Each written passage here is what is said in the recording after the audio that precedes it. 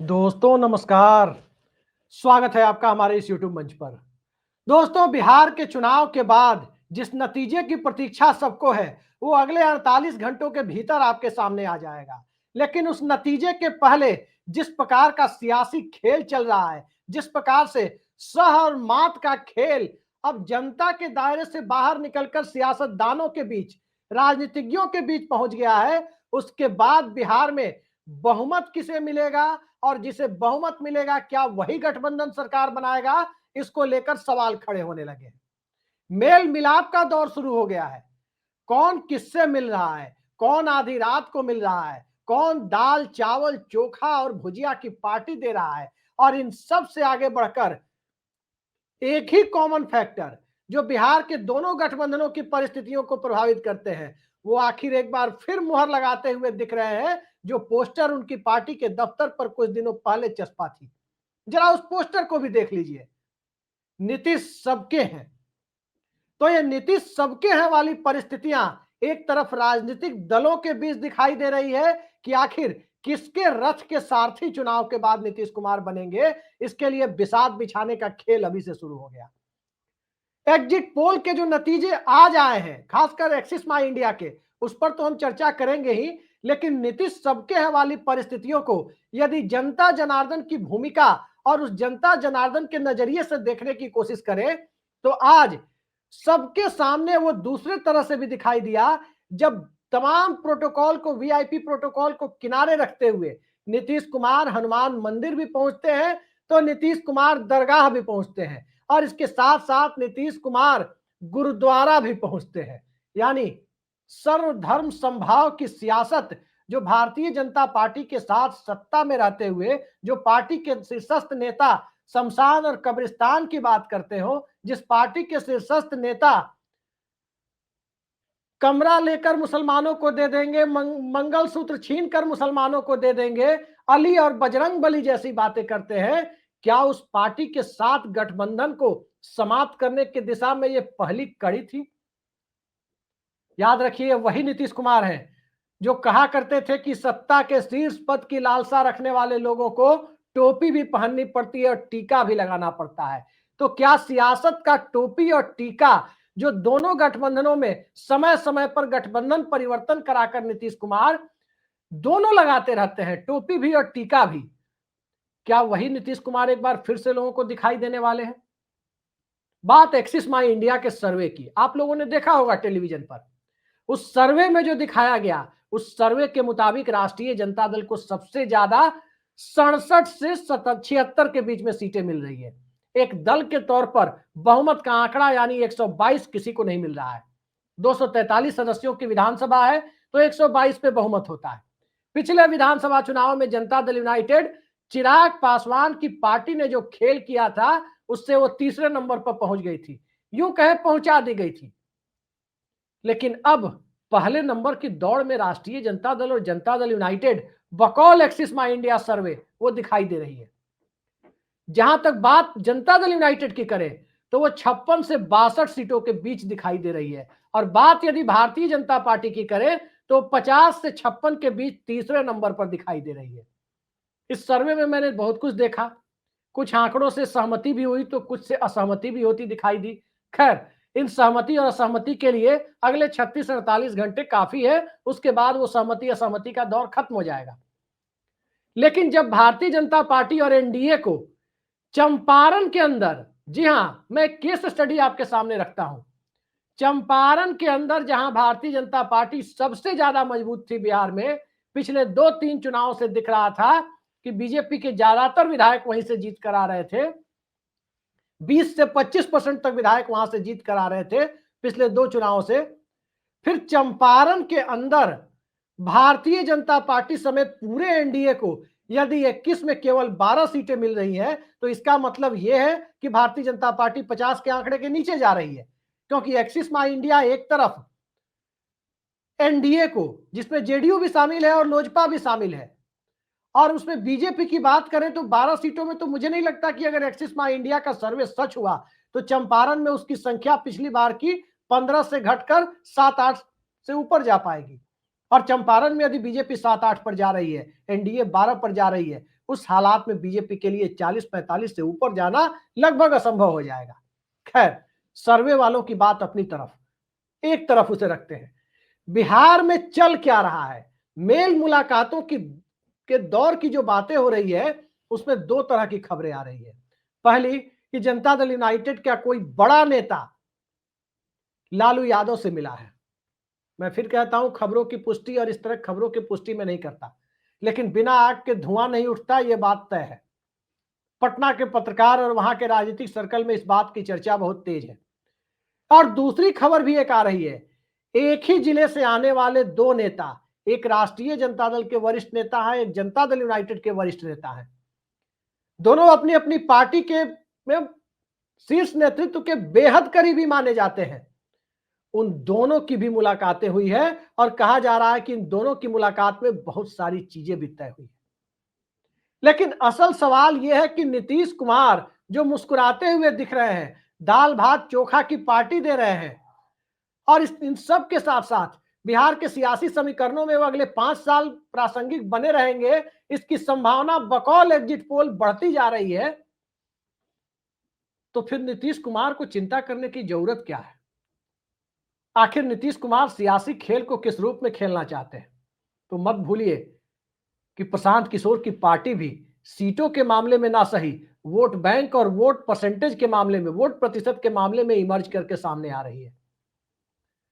और जैसे समता पार्टी नीतीश कुमार की 1995 में वोट प्रतिशत के मामले में इमर्ज करके सामने आई थी, और 2000 आते आते वो समता पार्टी 5 साल के बाद नीतीश कुमार ने मुख्यमंत्री पद की शपथ ले ली थी। भले ही उनकी सत्ता दीर्घायु नहीं हुई थी, 7 दिन में चली गई थी, लेकिन 5 सालों के अंदर अपना फुटप्रिंट दिखा दिया था लोगों को। तो प्रशांत किशोर क्या वही करने जा रहे हैं? चिराग पासवान एनडीए के फोल्ड में है जरूर, लेकिन चिराग पासवान किसी भी कीमत पर नीतीश कुमार और भारतीय जनता पार्टी के खेल में नीतीश कुमार के साथ नहीं होंगे, वो बीजेपी का ही साथ देंगे। इस बात को लेकर सभी कम से कम मुतमईन होंगे। तो आखिर खेल कौन सा चल रहा है? खेल दरअसल यह है, जो मैंने अंदरूनी सूत्रों के हवाले से जानकारी हासिल की है, खेल यह है कि अगर नीतीश कुमार की पार्टी एक्सिस माई इंडिया के एग्जिट पोल के अकॉर्डिंग सीटें लाती है, अगर सीटें वैसी आती है, तो नीतीश कुमार सरकार भारतीय जनता पार्टी के साथ ही बनाएंगे। इस बात की संभावना ज्यादा है, क्योंकि जब भारतीय जनता पार्टी नंबर 3 पर होगी और नंबर 1 की पार्टी नीतीश कुमार की नहीं होगी, नंबर 1 की पार्टी राष्ट्रीय जनता दल अगर हो जाएगी, तो अपने माथे पर एक बिग ब्रदर बिठाने नीतीश कुमार क्यों जाएंगे? क्योंकि पिछले 5 सालों से बिग ब्रदर एटीट्यूड से ही नीतीश कुमार परेशान रहे हैं। 2005 और 2010 के विधानसभा चुनाव में नीतीश कुमार की पार्टी विधानसभा में सिंगल लार्जेस्ट पार्टी थी। 2015 के चुनाव में महागठबंधन में चुनाव लड़े तो वो सेकंड लार्जेस्ट पार्टी हो गए, और आरजेडी सिंगल लार्जेस्ट पार्टी हो गई। फिर आरजेडी के साथ सरकार चलाना मुश्किल हो गया, क्योंकि कहीं भी क्या आरजेडी, क्या जेडीयू, क्या बीजेपी या कोई भी पार्टी हो, पार्टियों के अंदर ये टीस तो जरूर होती है, खासकर तब जब वो सिंगल लार्जेस्ट पार्टी होती है, कि भाई हम अपने से छोटे विधायक दल वाली पार्टी का समर्थन क्यों कर रहे हैं, मुख्यमंत्री तो हमारा होना चाहिए। ये मानसिकता पार्टियों के अंदर होती है, राजद के अंदर भी थी। नतीजा ये हुआ कि 20 महीने के अंदर बिहार में विपक्ष परिवर्तन हो गया। राजद सत्ता के स्टेपनी से विपक्ष में जाकर बैठ गई, और भारतीय जनता पार्टी जो विपक्ष में थी वो सत्ता की स्टेपनी बनकर खड़ी हो गई। गठबंधन स्मूथ चलता रहा। क्यों स्मूथ चलता रहा? क्योंकि नीतीश कुमार की पार्टी सिंगल लार्जेस्ट पार्टी भले नहीं थी, भाजपा से तो बड़ी थी। भाजपा के 53 विधायक थे उस विधानसभा में, और नीतीश कुमार के 71 विधायक थे। और सबसे बड़ी बात कि विधानसभा अध्यक्ष का पद 2015 के चुनाव के बाद लालू यादव की जिद के बावजूद, उनकी इच्छा के बावजूद नीतीश कुमार ने नहीं दिया था। और जब विधानसभा अध्यक्ष अपना हो, अपनी पार्टी का हो, तो उस पर, या अपनी मर्जी का हो, तो उस परिस्थिति में आज के दौर में बम्बई केस के बाद, और बम्बई केस के बाद अब कहें तो चंद्रचूड़ जजमेंट के बाद, किसी के लिए भी 2/3 वाले दल बदल कानून के दौर में सरकार को डिस्टेबलाइज कर पाना असंभव होता है। महाराष्ट्र का खेल भी तभी हुआ जब स्पीकर का पद खाली था और डिप्टी स्पीकर के खिलाफ अविश्वास का नोटिस दे दिया गया था। तब जाकर इसी दरमियान ये पूरा गुवाहाटी मॉडल हुआ था, एकनाथ शिंदे वाला खेल। बिहार में वो खेल होगा, वो अब लगभग असंभव है। और तब तक असंभव है जब तक विधानसभा अध्यक्ष नीतीश कुमार की मर्जी का होगा। लेकिन 2020 में जैसे ही नीतीश कुमार की पार्टी तीसरे नंबर पर पहुंची थी, विधानसभा अध्यक्ष के पद के लिए नीतीश कुमार की बार्गेनिंग पावर कमजोर पड़ गई। मुख्यमंत्री पद बचाने के लिए नीतीश कुमार की बार्गेनिंग पावर कमजोर पड़ गई और विधानसभा अध्यक्ष का पद पिछले 5 सालों में 3 बार नीतीश कुमार ने शपथ ली, 2 अलग गठबंधनों के साथ शपथ ली और अपने सहयोगी पार्टनर जो उनसे बड़ा विधायक दल लेकर सदन में मौजूद था लेकिन सत्ता की स्टेपनी था, वो विधानसभा अध्यक्ष का पद अपने पाले में लेके गया। 2015 में विजय सिन्हा यानी भाजपा ने लिया, 2020 में 2022 में जब राजद के साथ आए तब राजद नेता अवध बिहारी चौधरी ने लिया और 2024 में जब पुनः भाजपा के साथ नीतीश कुमार आए तब भाजपा नेता नंदकिशोर यादव ने विधानसभा अध्यक्ष का पद हासिल किया। नीतीश कुमार की पार्टी को वो पद तीसरा नंबर असेंबली में मिलने के बाद नसीब नहीं हुआ। तो अब जो असल बार्गेनिंग चल रही है वो असल बार्गेनिंग ये है कि नीतीश कुमार विधानसभा अध्यक्ष का पद नहीं छोड़ेंगे। जनता दल यूनाइटेड के पास विधानसभा अध्यक्ष का पद हर कीमत पर बना रहे।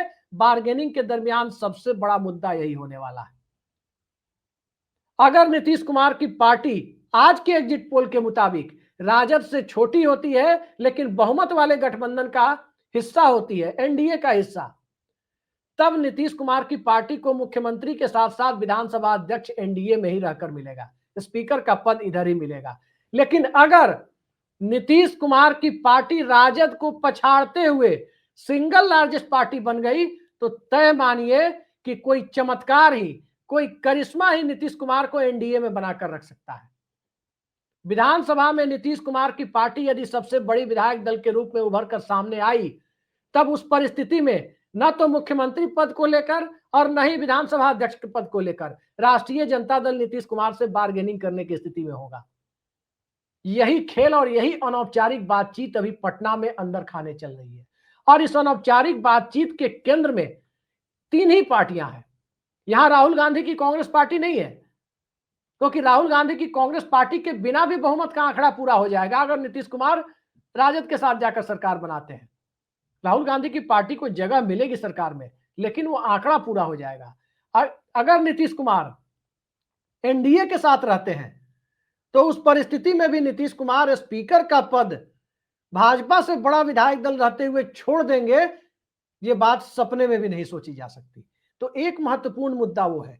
दूसरा महत्वपूर्ण मुद्दा यह आता है कि चंद्रबाबू नायडू के बेटे जो पटना आए थे, गुपचुप मुलाकात की खबरें जो नीतीश कुमार के साथ आई थी, उसकी फोटो फुटेज तक बाहर नहीं आई कोई।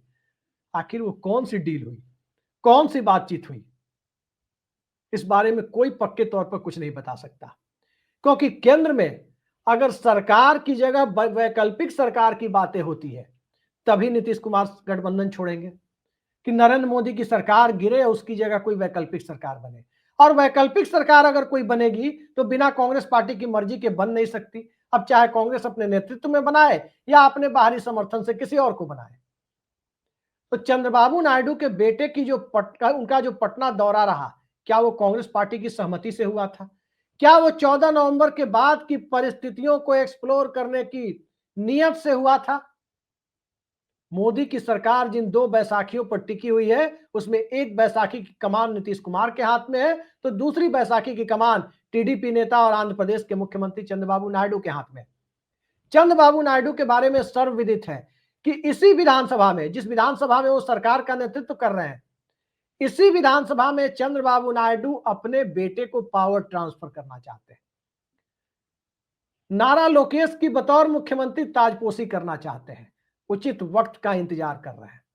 लेकिन क्या बेटे की ताजपोशी के बाद चंद्रबाबू नायडू सियासत से संन्यास लेकर चुपचाप बैठ जाएंगे? स्वाभाविक है कि वो मुलायम सिंह यादव या लालू यादव वाली परिस्थिति में नहीं जाना चाहेंगे।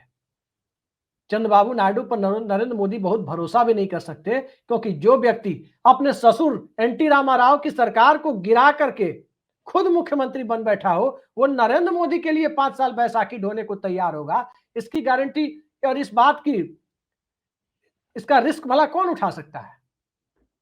ये स्थितियां अभी बनी हुई है एनडीए के अंदर और एनडीए के अंदर पटना के खेल से दिल्ली किस तरह से हिली हुई है, इसके लिए अगले 36 घंटे हमें इंतजार करना होगा।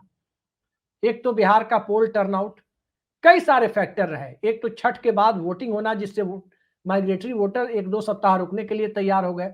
दूसरा, वोटर्स के भीतर जो उदासीनता होती है, खासकर महिला वोटर्स के भीतर। घर में 6 मेंबर हैं तो 4 वोट डालने गए, 2 घर से नहीं निकलेगी, छोड़ो जाने दो, बहुत धूप है या बहुत ठंड है या कोई और कारण है। 10-10 हजार रुपए वाली ये स्कीम ने सबको घर से निकाला और बूथ तक पहुंचाया।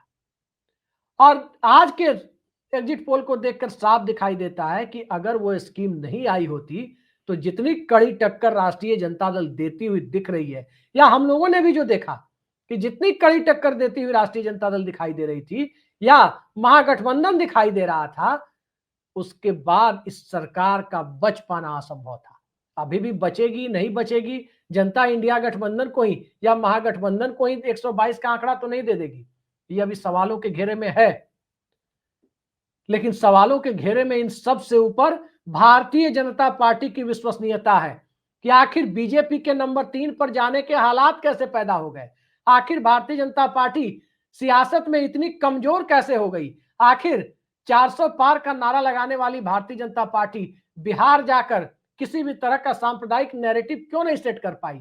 बिहार में ये मंगलसूत्र मुसलमान और ये सारे मुद्दे क्यों नहीं चले। बिहार में घुसपैठिया का मुद्दा क्यों नहीं चला। बिहार में हिंदू मुस्लिम क्यों नहीं हुआ। इन सब को लेकर भारतीय जनता पार्टी को अभी भी लगता है कि बिहार एक ऐसा तिलिस्म है जहां नंबर 1 और से नंबर 3 की पायदान या नंबर 2 से नंबर 3 की पायदान में बड़ा महीन फर्क होता है। और उस महीन फर्क को समझने के लिए कमंडल की सियासत पर्याप्त नहीं है। कमंडल के साथ साथ लाभार्थी चेतना को जोड़कर चलना भी पर्याप्त नहीं है।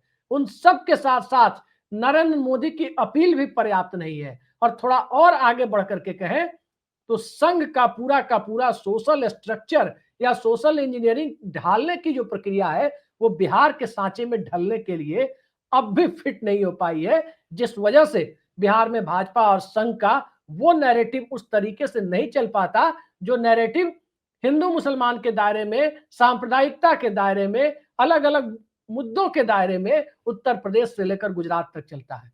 बिहार, बंगाल, तमिलनाडु, केरल जैसे राज्यों में इस तरह का नैरेटिव चला पाना मुश्किल हो जाता है। लेकिन नीतीश कुमार का तिलिस्म कैसे चलता है। तो पहली बात यह कि नीतीश कुमार अब बिहार की जनता की पहली पसंद बतौर मुख्यमंत्री नहीं है। 2010 में, 2005 में नीतीश कुमार पहली पसंद थे।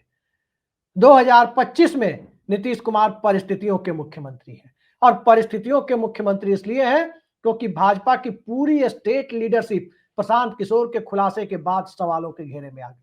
सम्राट चौधरी से लेकर दिलीप जायसवाल तक सब के सब जनता की नजर में उनका स्कोर, चुनावी यूएसपी चुनाव के समय ही पूरी तरह से ढीला पड़ता हुआ दिखाई दिया। और इन सब से आगे एक लाइन और इसमें जोड़ते हुए देखें तो भारतीय जनता पार्टी के लिए पिछले साल ही या इसी साल की शुरुआत में शायद गिरिराज सिंह ने एक यात्रा की थी, हिंदू स्वाभिमान यात्रा, खासकर उन इलाकों में जहां अल्पसंख्यक समाज की ठीक ठाक आबादी है। बड़े भड़काऊ किस्म के बयान भी दिए थे, केंद्र में मंत्री रहते हुए दिए थे। कोई और प्रधानमंत्री होता तो गिरिराज सिंह को सरकार से तत्काल बर्खास्त कर दिया गया होता, लेकिन इसके बावजूद उनकी बर्खास्तगी नहीं हुई। वो नरेंद्र मोदी के सबसे करीबी मंत्री बने रहे। बावजूद ये सब करने के बावजूद बिहार सांप्रदायिकता के सांचे में नहीं ढल पाया, इसलिए बीजेपी के लिए नीतीश कुमार मजबूरी और जरूरी दोनों बन गए। लेकिन नीतीश कुमार के सामने जैसा अभी दिखाई दे रहा है, बीजेपी अब ना तो मजबूरी है और ना ही जरूरी है। उनके विकल्प दोनों तरफ खुले हुए हैं। और दोनों तरफ जब विकल्प खुले हुए हैं तो पटना की सियासत और दिल्ली की सियासत में एक और फैक्टर आकर जुड़ जाता है। वो क्या? पूरे देश में नीतीश कुमार एक बड़ी निंदा का शिकार होते हुए दिख रहे हैं, बिल्कुल उसी तरह जैसे पीवी नरसिम्हा राव अपनी तमाम उपलब्धियों के बावजूद निंदा का शिकार हो रहे थे। किस वजह से? बाबरी विध्वंस की वजह से पीवी नरसिम्हा राव ऐतिहासिक निंदा का शिकार बने। भूल जाइए रिजर्वेशन और तमाम मुद्दे, जनता के बीच नरसिम्हा राव सरकार की कमजोरी साफ तौर पर दिखाई दे दी थी कि इस देश के अंदर कोई संगठन हजारों लाखों उन्मादी लोगों की भीड़ ले जाकर किसी बाबरी मस्जिद को ध्वस्त कर दे। उसी तरह की ऐतिहासिक निंदा नीतीश कुमार पूरे देश के अंदर 2024 के पाला बदल के वक्त से झेल रहे हैं कि इस देश में मोदी सरकार को अगर कोई चला रहा है या चलवा रहा है, जिसकी वजह से नरेंद्र मोदी की सत्ता में वापसी हुई है, तो वो नीतीश कुमार की वजह से हुई है। नीतीश कुमार ये चीज 2017 में जब बीजेपी के साथ आए, वो झेलने की स्थिति में नहीं थे, क्योंकि जनता को भी ये बातें पता थी कि भारतीय जनता पार्टी को 2014 में भी और 2019 में भी बहुमत का आंकड़ा अपने बूते हासिल हो गया था और नीतीश कुमार को उनकी कोई खास जरूरत नहीं थी। नीतीश कुमार की सरकार बनाने बिगाड़ने में कोई रोल नहीं था दिल्ली में, लेकिन आज रोल है। आज उनके 12 सांसदों की भूमिका है, चंद्रबाबू नायडू के 16 सांसदों की भूमिका है। तो आखिर मौजूदा दौर में राजनीतिक तौर पर जिस खेमे का प्रतिनिधित्व नीतीश कुमार करते हैं, समाजवादी धारा का प्रतिनिधित्व, उस धारा के अंदर इस बात को लेकर जरूर एक कहीं ना कहीं कोफ्त की स्थिति है कि नीतीश कुमार इस सरकार को ढो रहे हैं और सांप्रदायिकता की बुनियाद को मजबूत करने में अपनी तरफ से, उनकी तरफ से भी इस नींव में एक ईंट लगी हुई है और इसी ईंट के बूते इस देश में सांप्रदायिकता की नींव मजबूत हो रही है, वरना यह भरभरा कर गिर जाती। तो क्या नीतीश कुमार अगर सिंगल लार्जेस्ट पार्टी असेंबली में बनते हैं, अगर उनके सामने राष्ट्रीय जनता दल साष्टांग दंडवत, राजनीतिक रूप से दंडवत होने की स्थिति में खड़ी हो जाती है, बावजूद इसके बीजेपी के साथ बने रहते हैं, तो जनता के बीच नीतीश कुमार की वो यूएसपी तो निश्चित तौर पर नहीं रहेगी जिसके लिए नीतीश कुमार जाने जाते थे। जिस पहचान को नीतीश कुमार ने गैसल रेल दुर्घटना के समय नैतिक जिम्मेदारी लेते हुए इस्तीफा देकर बनाया था, जिस पहचान को नीतीश कुमार ने 2014 के लोकसभा चुनाव में करारी हार मिलने के बाद मुख्यमंत्री पद से नैतिक जिम्मेदारी लेते हुए इस्तीफा देकर बनाया था, और जिस पहचान को नीतीश कुमार ने भाजपा की गोवा कार्यकारिणी के बाद 2013 में भारतीय जनता पार्टी का सिर्फ नरेंद्र मोदी के चेहरे पर साथ छोड़कर बनाया था, और जिस पहचान को नीतीश कुमार ने पटना में भाजपा नेताओं को दिया गया भोज कैंसिल करके जो पहचान नीतीश कुमार ने बनाई थी, उन सब पर वो सारी पहचान जो एक साथ मटिया मेट हो रही है नीतीश कुमार की, अगर वो सिंगल लार्जेस्ट पार्टी बनकर कल आते हैं, परसों आते हैं 14 नवंबर को, नेहरू के जन्मदिन के दिन, बावजूद भारतीय जनता पार्टी के साथ नीतीश कुमार बने रहेंगे, इसकी संभावना कम से कम मुझे तो क्षीण दिखाई देती है। हाँ, असेंबली में अगर वो सेकंड लार्जेस्ट पार्टी बने, तब भारतीय जनता पार्टी के साथ बने रहने की संभावना उनकी बनी रह सकती है। तो देखते हैं एग्जिट पोल अपनी तरफ, एग्जैक्ट पोल यानी वास्तविक पोल का नतीजा 14 नवंबर को अपनी तरफ, और इन सब के बीच नीतीश कुमार की बार्गेनिंग पावर, राष्ट्रीय जनता दल और तेजस्वी यादव की सत्ता के शीर्ष पर पहुंचने की इच्छा, स्वाभाविक है, लोकतंत्र में सबकी होती है, और भारतीय जनता पार्टी की नीतीश कुमार के वोट बैंक का इस्तेमाल कर एक नाथ शिंदे की तरह किनारे कर देने की महत्वाकांक्षा, इसी के बीच, इसी लालसा और महत्वाकांक्षा के बीच नीतीश कुमार की कुर्सी पर बने रहने की महत्वाकांक्षा, तीनों के बीच जिस प्रकार की प्रतिद्वंदिता दिखाई दे रही है, सबका पटाक्षेप आपके सामने महज 48 घंटे के भीतर होने वाला है। तो इंतजार कीजिए और देखते जाइए कि मुख्यमंत्री पद और स्पीकर पद दोनों अपने पास रखने की जो नीतीश कुमार की इच्छा है कि दोनों जनता दल यूनाइटेड के पास बने रहे, ये हालात जनादेश उन्हें दिला पाता है या नहीं दिला पाता है। आज के लिए इतना ही, नमस्कार।